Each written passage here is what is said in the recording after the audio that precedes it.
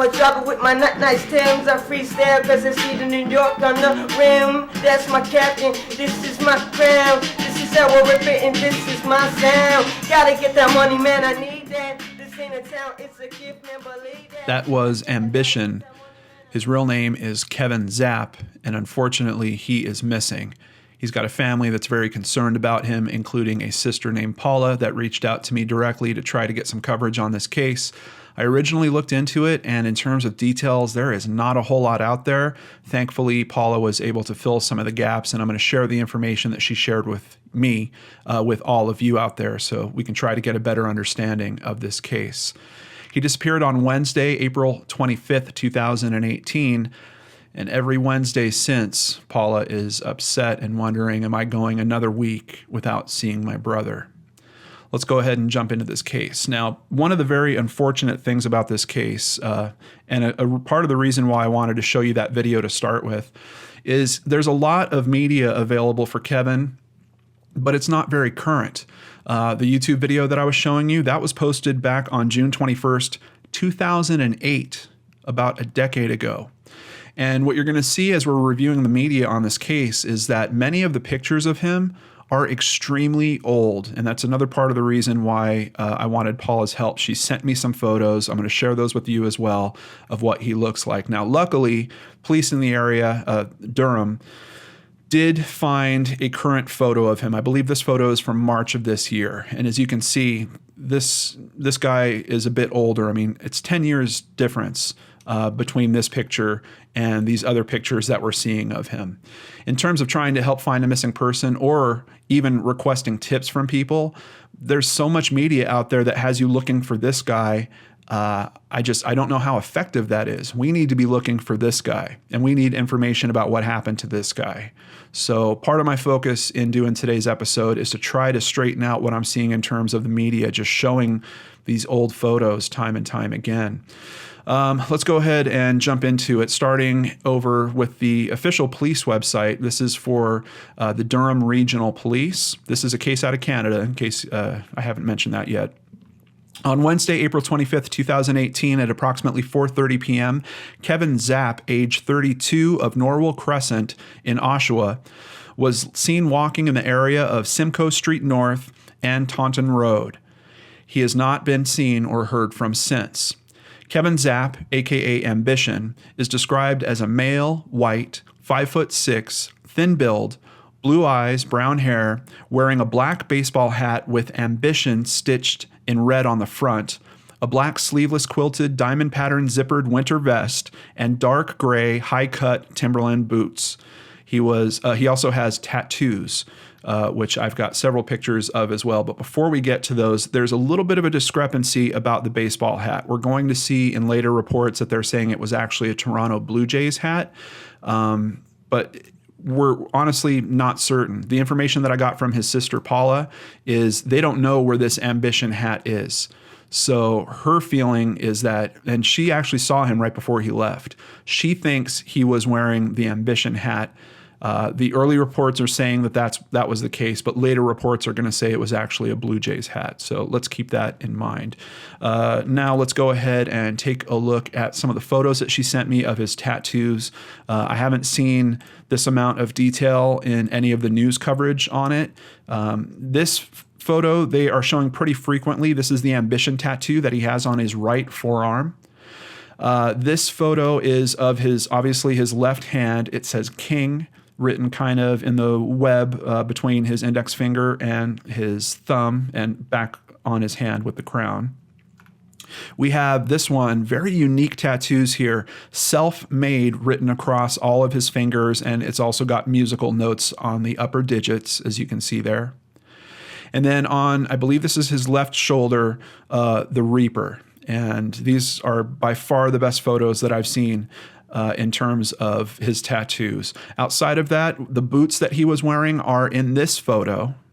These are the actual boots that are missing as well.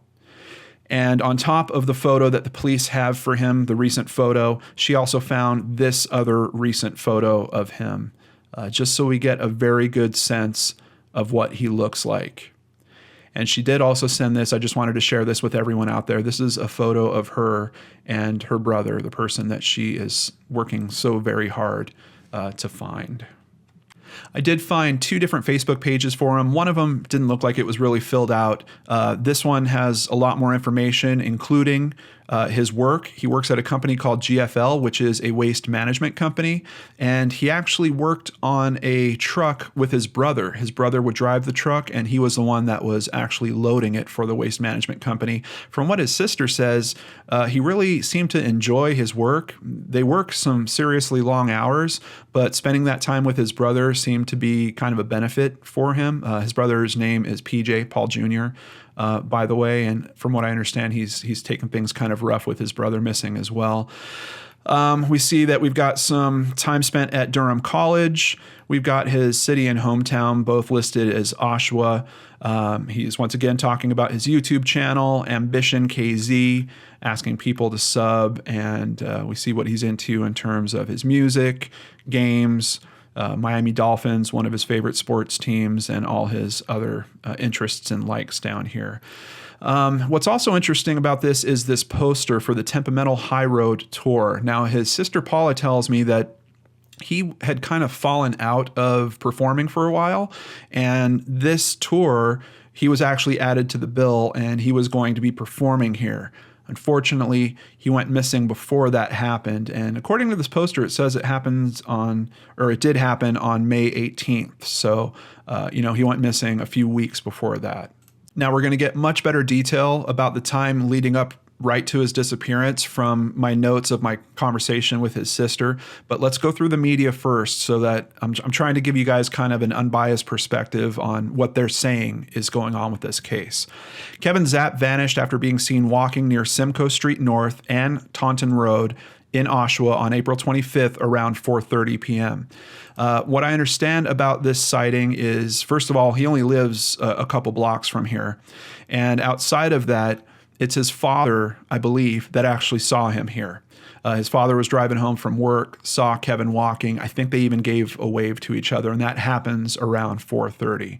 I just wanted to show this map in case anyone does live in this area, so maybe it'll trigger some memory. Maybe you'll see a place that you're familiar with, but this is where one of the last sightings happened. We're gonna learn more as we keep going here, but keep that in mind. It's a really bad area of Oshawa, his sister Laura Jackson, 39, told the Toronto Sun. He left my dad's house and didn't tell anyone where he was going, and he left his cell phone and wallet and bank card at the home. Of course, that is always very concerning, and if he doesn't have his cell phone, we don't have a way to trace him. From what his sister tells me, I don't think his cell phone always had service, but he would always use it on Wi-Fi. He liked to play games quite often, so and who knows, if it did jump onto different Wi-Fi networks, that could still have given us a trace, but unfortunately he left it. Jackson said a friend of her brother told police he was spotted this week. A friend of my brother's said he rushed past him on Wednesday in that area in front of a convenience store. My brother hustled past him and told him, "I'm being chased by 2 guys." Jackson said the longest period of time Zapp had been gone before without telling anyone was 2 days. He went missing on Wednesday and got paid by his employer on Friday, and he makes a decent living, she said. He works for GFL in Toronto as a garbage man with my brother. They're partners in the same truck. For him to know that he has a paycheck in his bank account and not touch it, my dad said that has never happened. Jackson said her brother, the youngest of 5 siblings, is popular, social, and happy. It would take a lot for this person to drop off the planet for no reason. So this sighting concerned me right off the bat. They're saying that it happened this Wednesday. This was published on May 4th, so obviously that would be quite a bit after his disappearance on April 25th. I spoke to Paula, his other sister, about it, and she says, unfortunately, there's some type of misquote that's going on here.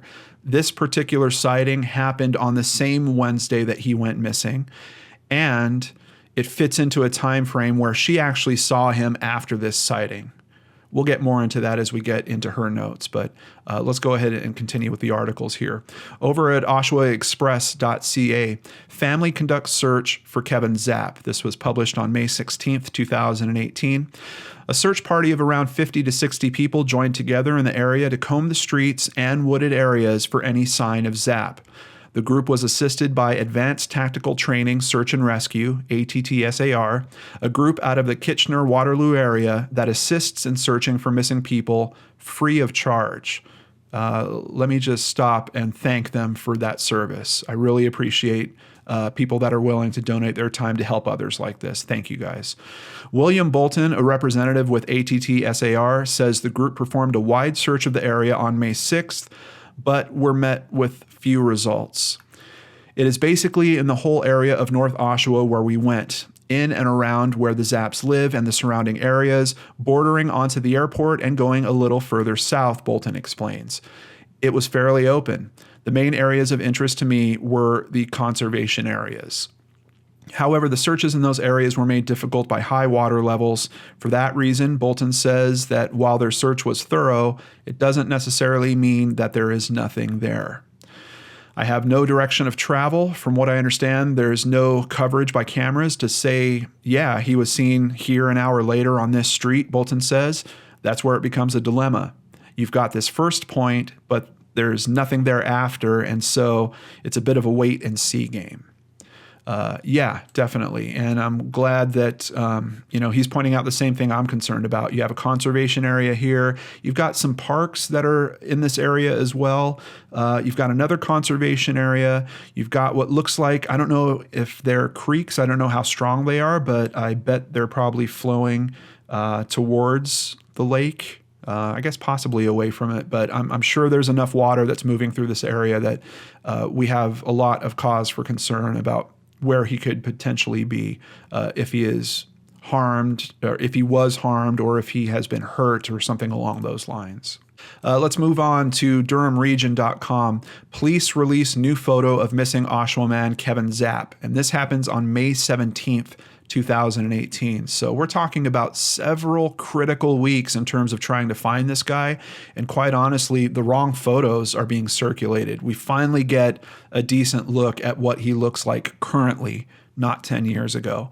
Durham police have released an updated image of an Oshawa man who's been missing since April 25th and new details about the clothing he was wearing the day he disappeared. He has a receding hairline and is balding at the top of his head. He was wearing a black and gray baseball hat with the Toronto Blue Jays logo on the front. So here comes the first change in terms of the clothing description. I'm not positive why that change is there. Like I mentioned, according to Paula, she doesn't know where the ambition hat is. She's almost certain that that's what he was wearing when he left that day. But for some reason, the information seems to have changed based on what the police are releasing here. Jumping over to another article at DurhamRegion.com, this one from May 23rd, 2018. Police conducted a ground search in southeast Oshawa Wednesday after receiving a report of a possible sighting of a man who's been missing since last month. But the May 23rd search led to no more information on the whereabouts of 32-year-old Kevin Zapp. Officers were joined by the K-9 unit in the search, which concentrated on Florell Park in the vicinity of Olive Avenue and Harmony Road. So another spot that they've decided to target and look at, and unfortunately finding no information on where he is. May 26th, 2018, another ground search was underway Saturday as police continue to look for missing Oshawa man Kevin Zapp. Police officers and members of the Ontario Volunteer Emergency Response Team, OVERT, gathered outside the Oshawa Public Library on May 26th to organize a search of creek areas leading down to the lakefront. Police say they received information that he may have been spotted in that area. Now, what could that information be? What type of sighting are we talking about? Because this is actually a bit south and east of the last sighting that we've been talking about. We get a little more detail over here at DurhamRadioNews.com, June 13th, 2018. It's now been 7 weeks since anyone has seen Kevin Zapp. Last spotted in the area of Trowbridge Drive and Beatrice Street East in Oshawa around 5:30. So hold on, this is a different sighting. And what we're seeing now is we actually are getting a sense of direction like Mr. Bolton was talking about. We have the original sighting here happening at Simcoe and Taunton. And it looks like this is just Google's how it would have walked to this next location. If he goes down this street, kind of cuts through here, Trowbridge Drive and Beatrice Street East is here. Now, unfortunately, this place, Trowbridge Drive, actually crosses Beatrice at 2 different locations. So I'm not sure which particular location the sighting was at. This spot back here is where the library was. This is where they set up their search party, where they all met. So obviously, it's based on the information of this sighting that they've decided to look in this area. If this sighting is accurate, and that's kind of the hard thing to know at this point, but if it is, we now do have a sense of where he was walking. What interests me is him trying to cut down to Beatrice Street. Is that for him to continue moving in this kind of southeast direction? If he was going kind of northeast of how this map is, he would just continue on this street. He wouldn't have dropped down to Beatrice Street. So I'm kind of interested. And obviously, if he is walking in a particular direction, he's probably not going to backtrack, and he would have added a whole bunch of distance rather than just making a right down Ritson. So if we can trust this sighting down here, my gut is that he was probably continuing down Beatrice, maybe down towards this Pinecrest area. Of course, we don't know. It could have been a stop anywhere along there. He basically told Paula he was going to see a buddy. So that buddy could have lived on Trowbridge, could have lived off of Trowbridge, somewhere out here. I'm just finally at least getting some sense of a direction, assuming that both of these sightings are legit. Now, unfortunately, in terms of the official information, we've just reviewed it all. That's about all that's out there on the media's end. Thankfully, the family has put together a Facebook page. Paula's working very hard as well. They've put a new missing poster together. You can see we've got finally a good image of what he looks like now, as well as several of the tattoos featured on this poster. There is a Web Sleuths thread, but it's literally only one page. There's just not a whole lot of media available here, so it really hasn't caught fire yet or hasn't moved forward. So what did I learn from talking to Paula? Well, first of all, I learned that this is a family that's very distraught. They're really upset. They're wondering where Kevin is. I'm sure his father is also very concerned. She shared with me that he hadn't really talked about performing for maybe a year to a year and a half leading up to this, but then there was kind of this new circle of people that he was hanging out with, and that kind of led to this performance coming up. Now, I don't know if this was a new circle in terms of people that he had just met. I don't know if this was a circle that he had known previously and he was just kind of getting reacquainted with. She did say that he was excited to get back to it. And then, of course, we have him go missing before the event actually comes up.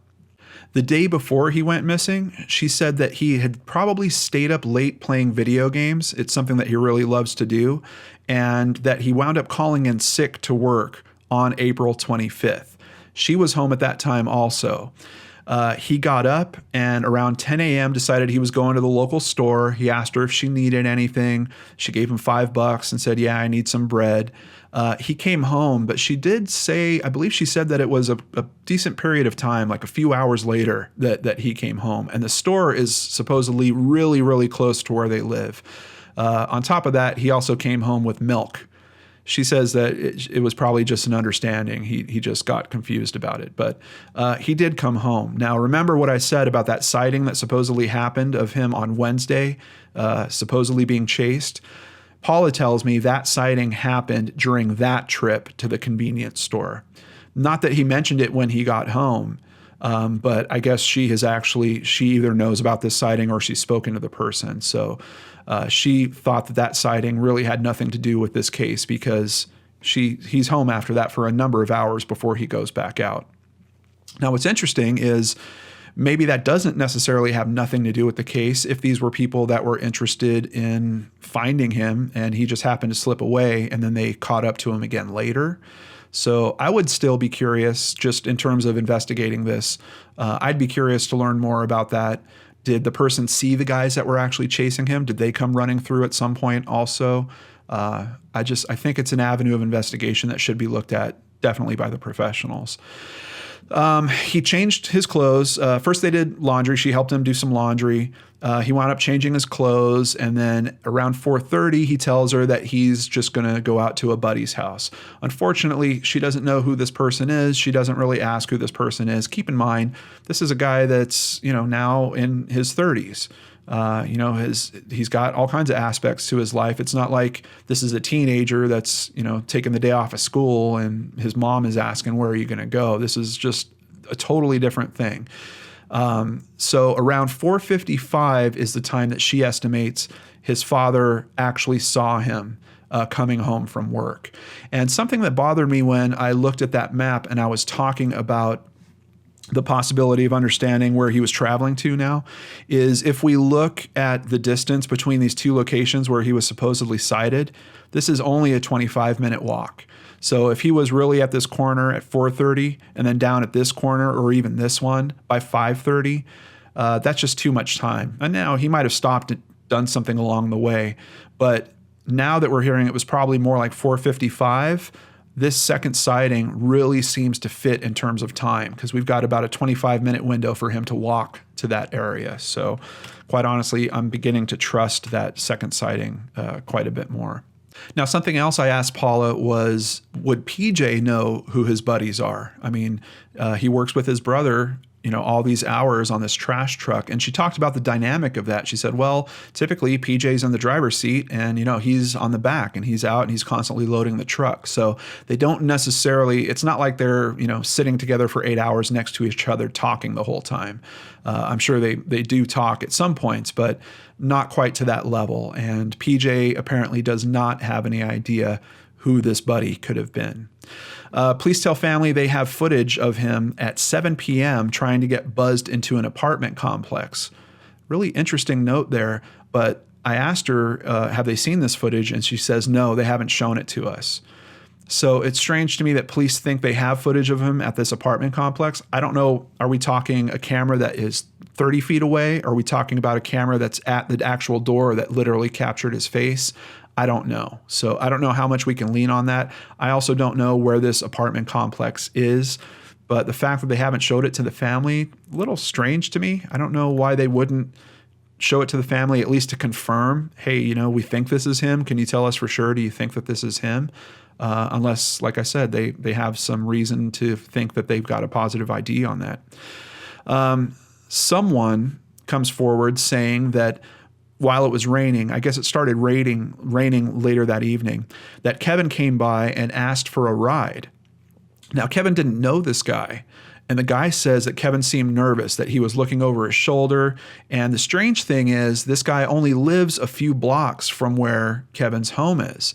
His sister Paula is wondering, why would Kevin have stopped there at all? It's like 2 more blocks. Why wouldn't he just walk and come home? So that story is a little interesting. First of all, the fact that Kevin is stopping and just asking the stranger. By the way, the stranger didn't give him a ride because he was literally working on his car when Kevin walked up. Once again, if we're talking about a scenario where he's being followed by someone, was that to kind of throw them off? Maybe for them to think that he was home? Or was he just trying to get noticed by someone else in the public so that they couldn't do something to him? I don't know. Those are some questions that are just kicking around in my head as I look at all this.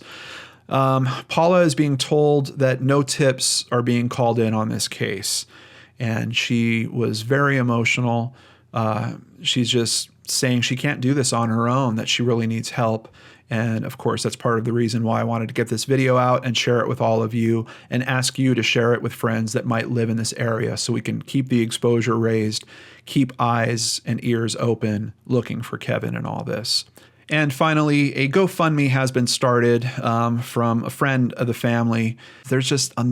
There's not enough coverage on this case, so I can understand why this thing isn't really lifting off. I'm hoping that that's going to change with this video.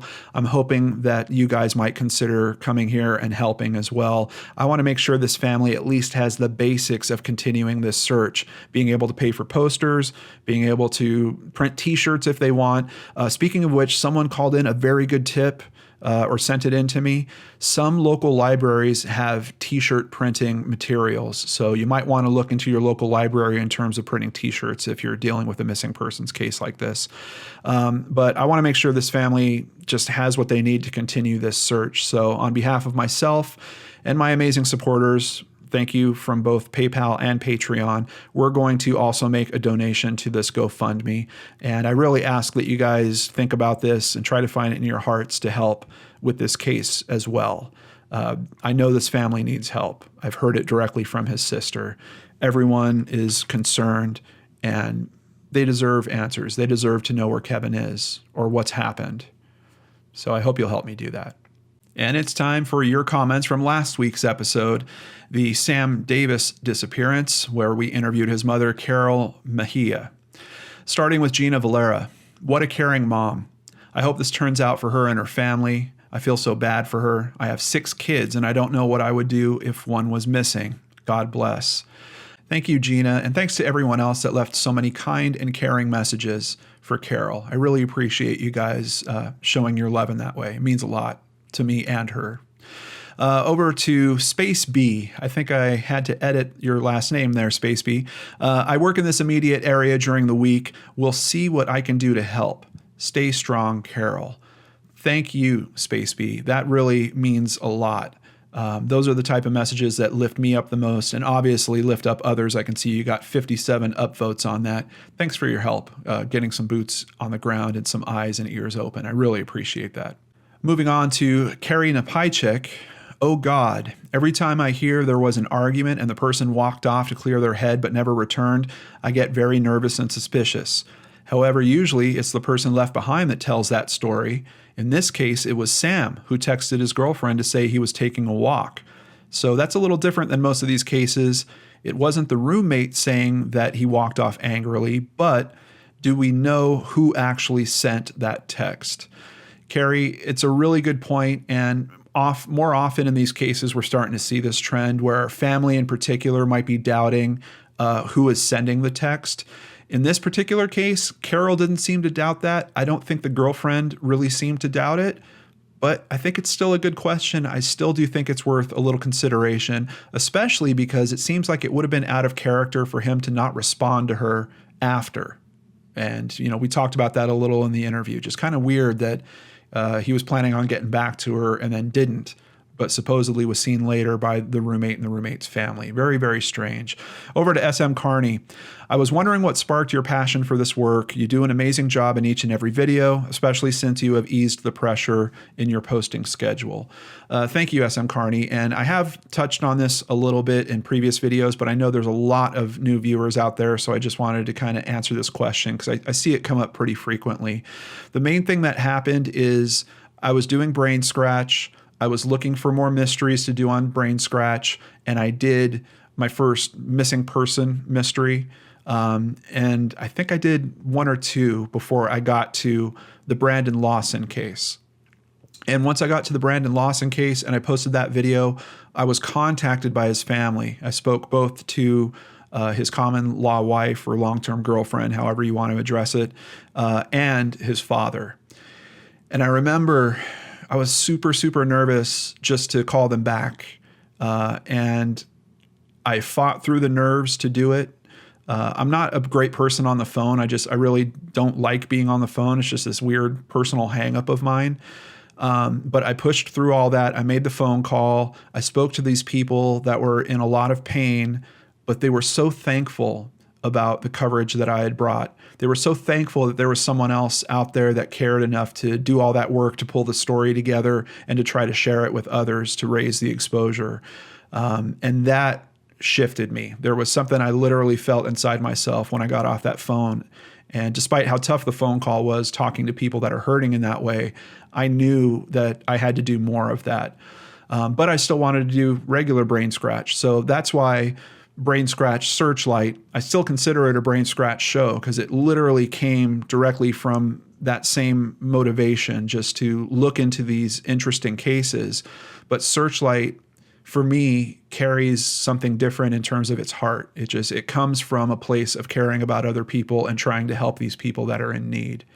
And then, of course, Case Cracked kind of came along in almost the same manner, but it was more of an answer to where I saw the channel going, because we were covering so many heavy cases, so many cases where you're questioning, hey, is law enforcement really doing their job? That I wanted something to try to counterbalance that, to lighten the week out. And that's why Case Cracked is here, so that we can look at cases where it did go right.